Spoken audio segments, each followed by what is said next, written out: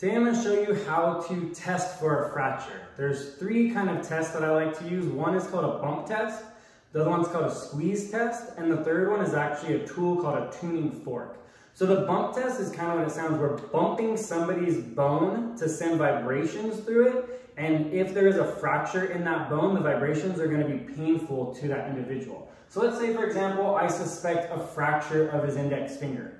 What I can do is I can bump, right? I can like flick the tip of the finger or somehow bump it and see if those vibrations that go through cause a pain reaction. And if they do, that could be a sign that there could be a fracture present. Other situations, maybe in the lower leg or like a lower arm.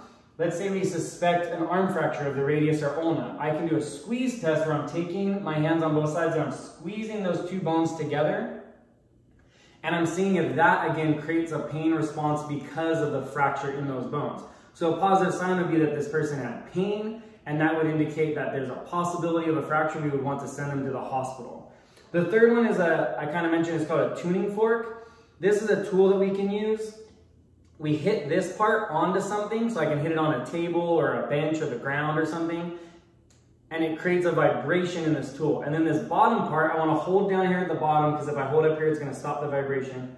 But I want to hold this bottom part of the tool, and I want to hit it on something to start getting it to vibrate. And then I want to put this bottom little section onto a bone. So let's say, again, we think maybe he had a fracture in his hand, right? One of his metacarpals.